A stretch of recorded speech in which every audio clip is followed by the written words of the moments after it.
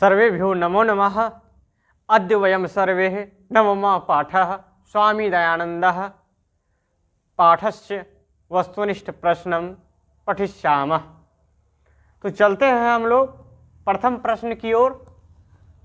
प्रथम प्रश्न कहता है, आधुनिक भारत में समाज और शिक्षा के महान उद्धारक कौन थे? कौन थे? स्वामी दयानंद। स्वामी दयानंद जो थे आधुनिक भारत में समाज और शिक्षा के महान उद्धारक थे। अब चलते हैं अगले प्रश्न की ओर। अगला प्रश्न कहता है, आर्य समाज की स्थापना किसने की थी? आर्य समाज की स्थापना किसने की थी? स्वामी दयानंद। स्वामी दयानंद ने आर्य समाज की स्थापना की थी। अब चलते हम लोग अगले प्रश्न की ओर। अगला प्रश्न है कि समाज में अनेक प्रकार के दूषित प्रथा का खंडन किसने किया था? तो किसने किया था? स्वामी दयानंद ने। स्वामी दयानंद ने समाज में अनेक प्रकार के दूषित प्रथा का खंडन किया था। अब है अगला प्रश्न कि किस काल में भारतीय समाज अनेक प्रकार की कुरीतियों से दूषित हो गया था? कस्मिन काले? तो मध्यकाले। मध्यकाल में भारतीय समाज अनेक प्रकार की कुरीतियों से दूषित हो गया था। तो आप लोगों को स्पष्ट हो गया होगा। तो अब चलते हैं हम लोग अगले प्रश्न की ओर। अब है अगला प्रश्न कि कौन हिंदू समाज से तिरस्कृत होकर धर्म परिवर्तन स्वीकार किया? कौन हिंदू समाज से तिरस्कृत होकर धर्म परिवर्तन स्वीकार किया? तो दलित समाज। दलित समाज हिंदू समाज से तिरस्कृत होकर धर्म परिवर्तन स्वीकार किया। अब है अगला कि किस सदी में कुछ समाज के उद्धारक एवं सत्य के खोजी भारतवर्ष में उत्पन्न हुए? किस सदी में? 19वीं सदी में। 19वीं सदी में कुछ समाज के उद्धारक एवं सत्य के खोजी भारतवर्ष में उत्पन्न हुए। इनमें से सबसे ज्यादा योगदान स्वामी दयानंद का है। अब है अगला कि स्वामी दयानंद का जन्म कहाँ हुआ था? तो पिछले बार यहां से प्रश्न आया था कि स्वामी दयानंद का जन्म कहाँ हुआ था? तो गुजरात के टंकारा नामक गांव में। गुजरात के टंकारा नामक गांव में स्वामी दयानंद का जन्म हुआ था। अब है अगला कि स्वामी दयानंद का जन्म कब हुआ था? स्वामी दयानंद का जन्म 1824 ईस्वी में हुआ था। कब हुआ था? 1824 ईस्वी में स्वामी दयानंद का जन्म हुआ था। अब है अगला कि स्वामी दयानंद के बचपन का क्या नाम था? स्वामी दयानंद के बचपन का क्या नाम था? मूल शंकर। स्वामी दयानंद के बचपन का नाम मूल शंकर था। अब क्लियर है? अब चलते हैं हम लोग अगले प्रश्न की ओर।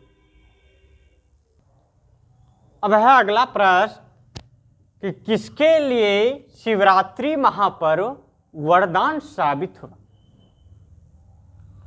किसके लिए शिवरात्रि पर्व वरदान साबित हुआ था? तो मूल शंकर। मूल शंकर के लिए शिवरात्रि महापर्व वरदान साबित हुआ था।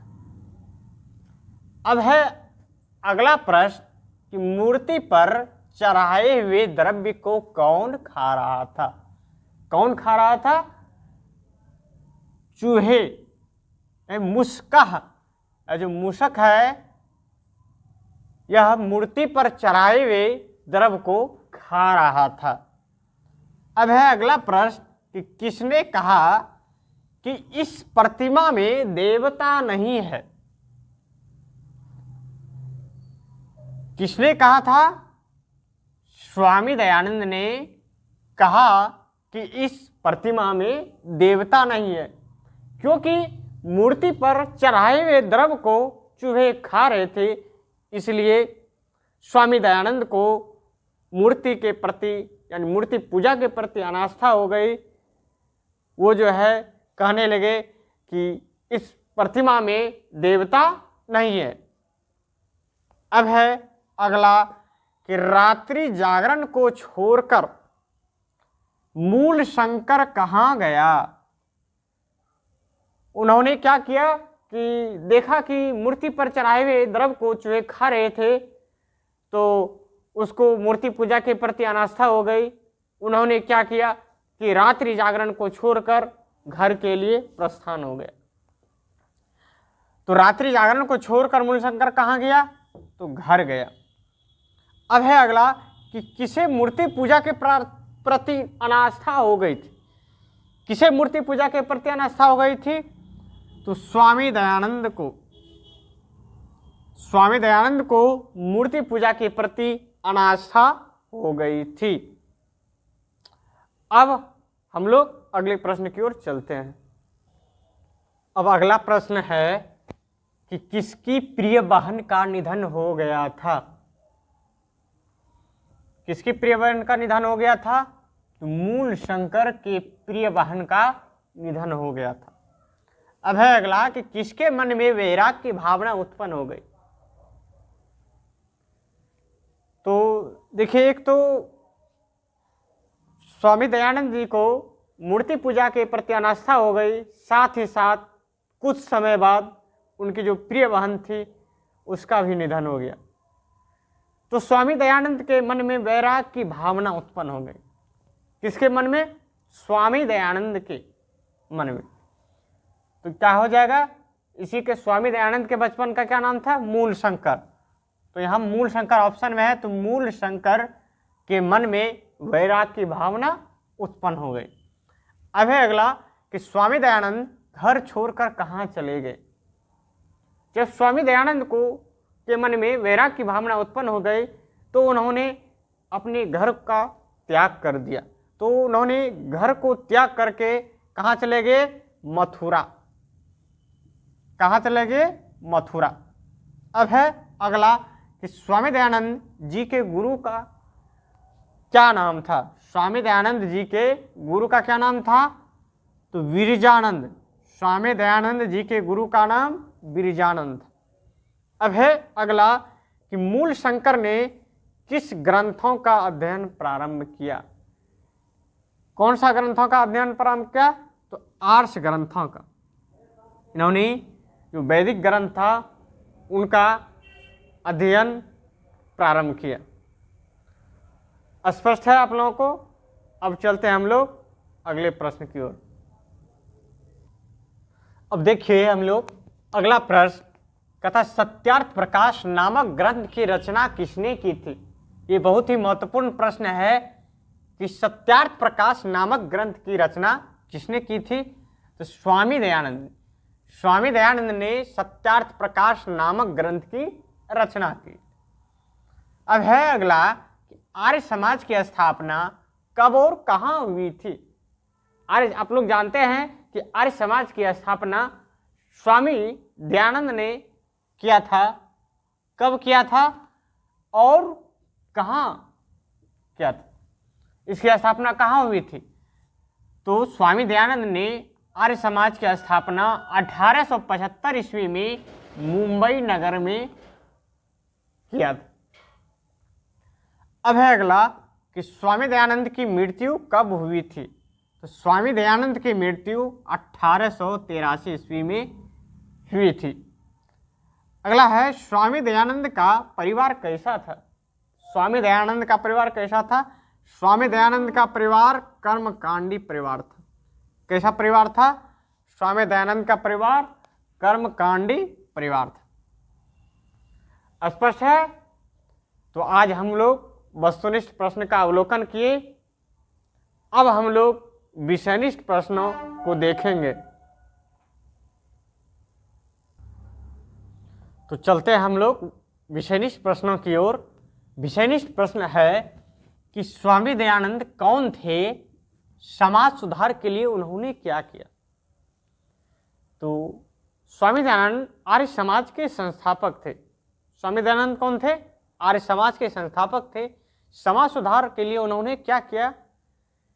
उन्होंने समाज सुधार के लिए जो है 19वीं सदी में कुछ धर्मोद्धारक जो थे, धर्म के उद्धार करने वाले, उनके साथ मिलकर अनेकों कार्य किए। जैसे कि स्त्री नाम और शिक्षा पर जो फैली हुई थी, स्त्रियों की जो अशिक्षा फैली हुई थी, स्त्रियों की शिक्षा कैसे बढ़ेगी, तो इस पर उन्होंने बल दिया। विधवाओं की जो गरीबता स्थिति थी, तो इत्यादि पर उन्होंने बहुत बल दिया। अब है अगला कि स्वामी दयानंद समाज के महान उद्धारक थे कैसे। फिर यही प्रश्न आ जाता है, सेम टू सेम यही प्रश्न है, जो इसमें है वही इसमें लिख देना है। अब है अगला कि स्वामी दयानंद मूर्ति पूजा के विरोधी कैसे बने थे। तो एक दिन स्वामी दयानंद महाशिवरात्रि पर्व पर रात्रि जागरण कर रहा था, तो देखा कि चूहा मूर्ति पर चढ़ाए हुए द्रव्य को खा रहा था।